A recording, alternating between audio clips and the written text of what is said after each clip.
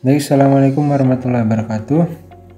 Ya, berjumpa lagi di channel ini ya, dimana pada channel ini kita akan sama-sama belajar tentang materi jaringan ataupun materi tentang jurusan TKJ ya. Dimana sudah cukup lama saya tidak men-share video-video lagi. Nah, semoga dengan video ini kita sama-sama belajar ya. Kita sama-sama belajar, jadi nanti apabila dalam penyampaian terdapat kekeliruan, terdapat kesalahan, nanti bisa disampaikan ya, ataupun bisa diluruskan di kolom komentar ya. Jadi untuk materi yang akan saya sampaikan untuk kesempatan kali ini adalah tentang access list. Oke, langsung kita mulai saja ya. Apa itu access list? Nah, rencananya untuk sesi ini akan saya sampaikan dulu tentang teorinya dulu, kemudian nanti berikutnya akan saya coba praktekkan access list menggunakan perangkat Cisco ya, atau dengan menggunakan aplikasi Cisco Packet Tracer. Kemudian yang berikutnya nanti akan saya coba praktekkan menggunakan perangkat Mikrotik ya, jadi akan bertahap seperti itu biar lebih terstruktur. Oke, kita mulai dengan pembahasan teorinya dulu ya tentang access list. Oke, kalau kita bicara access list atau kita singkat sebagai ACL ya, ini merupakan sebuah mekanisme yang digunakan untuk melakukan filtering terhadap traffic yang ada pada jaringan. Jadi perlu kita ketahui bahwa sebagai seorang administrator jaringan, kita juga perlu untuk melakukan sebuah filtering ya.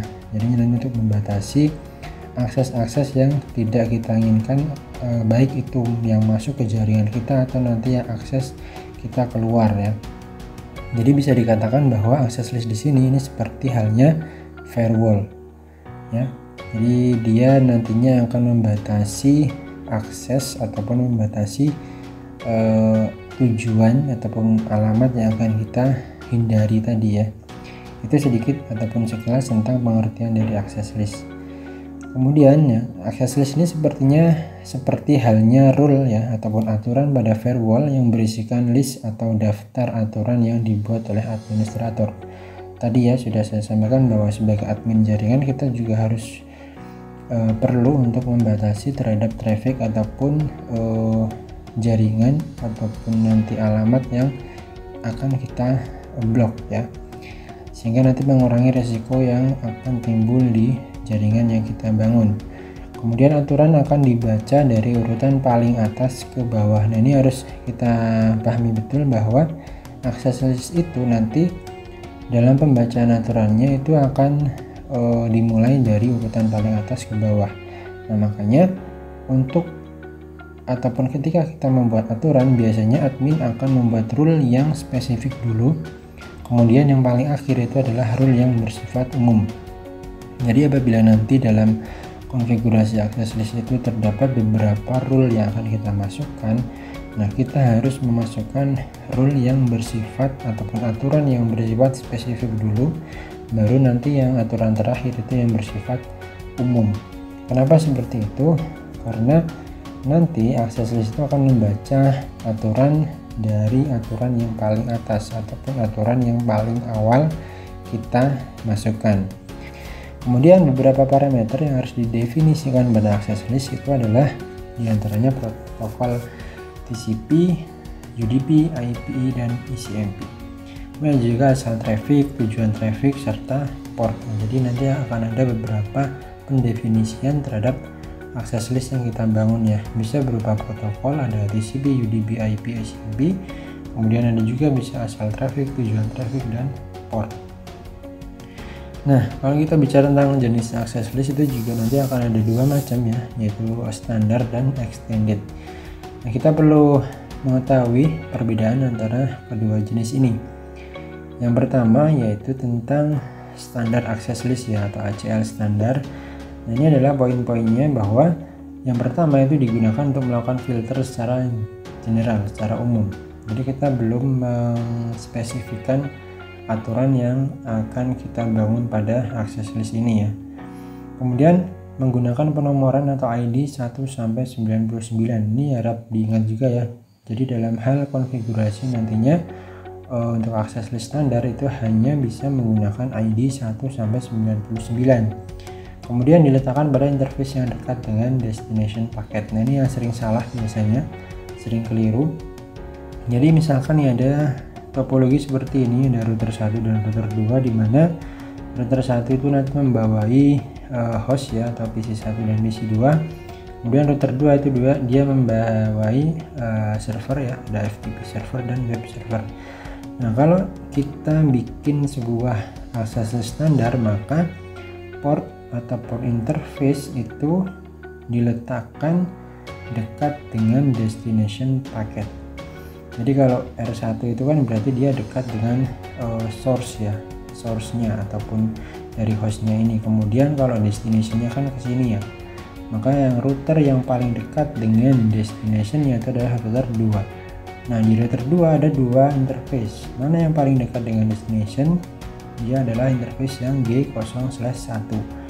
Jadi nanti akses list ini, akses standar ini akan diletakkan pada interface G0/1 atau interface yang dekat dengan destination packet. Harap diingat ya. Jadi kuncinya adalah kalau standar access list itu interface-nya diletakkan dengan destination packet, diletakkan yang paling dekat dengan destination packet. Kemudian ID-nya itu 1-99 dan digunakan untuk melakukan filter secara general. Itu access list standar ya. Berikutnya beda dengan access list extended. Dia digunakan untuk melakukan filter terhadap aturan yang lebih spesifik.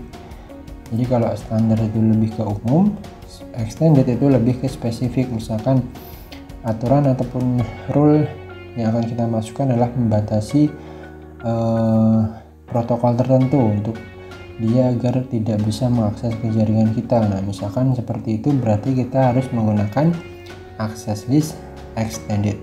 Kemudian ID ataupun penomoran yang digunakan oleh extended ini dia mulai dari ID 100 sampai 199. Dan berikutnya ini yang tadi yang beda ya, diletakkan pada interface yang paling dekat dengan source paket.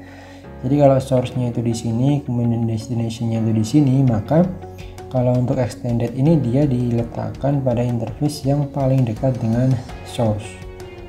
Kalau standar tadi kan paling dekat dengan destination, tapi kalau extended dia diletakkan paling dekat dengan source. Jadi interface-nya dia diletakkan di sini ya. Dalam hal contoh ini adalah di interface G0/1 di router 1.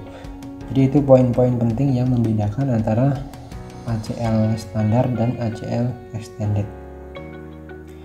Nah, dalam hal konfigurasi itu nanti penulisannya itu bisa kita menggunakan format number ataupun name ya, angka ataupun huruf. Kita mulai dari yang number ACL dulu. Nah, di sini untuk konfigurasi ACL itu bisa dituliskan berdasarkan nomor. Nah, harap diingat ya bahwa tadi ID ataupun nomor 1-99 itu hanya bisa digunakan untuk ACL standar dan 100-199 itu digunakan untuk ACL extended. Contoh penulisannya adalah seperti ini. Misalkan access list 1 permit host 192.168.10.5. Ini adalah contoh penulisan access list standar, di mana untuk ID ataupun nomornya itu adalah di sini, yaitu dia menggunakan angka 1. Jadi cara membacanya adalah bahwa dia akan mengizinkan akses list 1, di mana ini adalah merupakan ID-nya, dengan permit host, mengizinkan host 192.168.10.5. Nah, di sini kan dia masih bersifat umum ya, dia mengizinkan semua traffic, semua akses itu bisa masuk ya, ataupun dia mengizinkan host 192.168.10.5 ini untuk bisa mengakses keluar ya, seperti itu.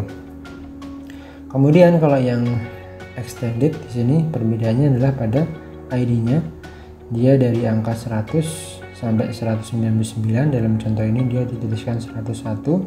Kemudian permit ICMP. Nah, ini adalah lebih spesifik.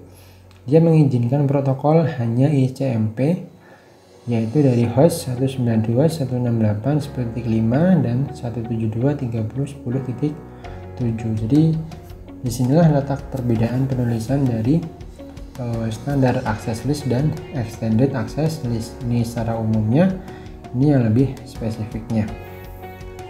Berikutnya yaitu yang format name ya. Jadi selain kita menggunakan number atau nomor, kita juga bisa mengkonfigurasi ACL itu menggunakan name ataupun huruf ya. Misalkan seperti ini, IP access list ya, standar atau extended, ini kita pilih salah satu. Kemudian kita kasih nama ACL-nya itu namanya apa. Dalam ini contohnya adalah access list ya. Kemudian dia milihnya standar, kemudian ini adalah nama ACL-nya. Berikutnya setelah kita tulis nama ACL-nya, kita enter dan kita tuliskan rule-nya ya, bahwa dia akan memperbolehkan ataupun permit host 192.168.10.7. Nah, di sini keterangannya adalah konfigurasi di atas itu mendefinisikan akses list standar dengan nama allow host. Sedangkan aturan yang dibuat itu adalah mengizinkan host 192.168.10.7.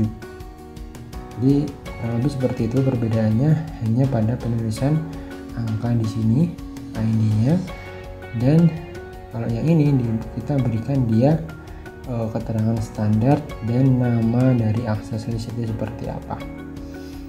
Terserah kalian ya mau menggunakannya format number ataupun name ya, tergantung dari selera masing-masing aja gimana gampangnya. Kemudian di sini ada istilah in dan out ya, ataupun dalam hal ini adalah penjelasan tentang penempatan interface access list. In itu nantinya untuk traffic inbound dan out itu untuk traffic outbound. In itu maksudnya nanti dia traffic yang masuk ke sebuah router, kemudian out itu yang keluar dari router itu ya. Sebuah interface itu dapat menangani traffic inbound maupun outbound, maka dari itu kita perlu melihat arah dari traffic tersebut. Oke, contohnya seperti ini. Ini masih menggunakan topologi yang tadi ya.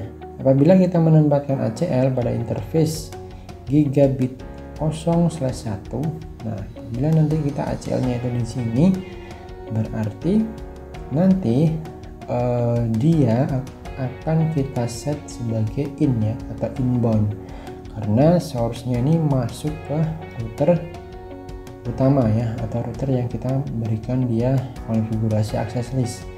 Akan tetapi berbeda kalau nantinya kita tempatkan konfigurasi access list itu di interface G0/0. Kalau kita tempatkan di sini, maka interface ini harus kita set sebagai out, karena dia akan mengeluarkan ataupun sebagai jalan keluar dari router ini menuju ke destination. Jadi bisa dibilang bahwa di sini nanti akan, kalau kita setting ACL di sini berarti kan dia paling dekat dengan apa nih? Dengan source ya. Kalau paling dekat dengan source berarti kan extended. Kemudian kalau yang paling dekat dengan destination ini bisa jadi nanti kita setting dia sebagai access list standar. Oke ya, seperti itu kurang lebih. Jadi akan ada dua jenis, yaitu in dan out. In itu yang masuk ke router, out itu yang keluar dari router yang kita masukkan konfigurasi access list. Nah, berikutnya adalah tentang konfigurasi ACL ya, dimana untuk konfigurasi ini akan saya sampaikan pada pertemuan berikutnya. Jadi silakan bisa dipelajari dulu untuk teorinya ini. Apabila nanti ada pertanyaan bisa dituliskan atau disampaikan di kolom komentar. Dan terima kasih untuk telah menyempatkan untuk menonton video ini sampai selesai. Semoga video ini bisa bermanfaat. Saya akhiri, wassalamualaikum warahmatullahi wabarakatuh.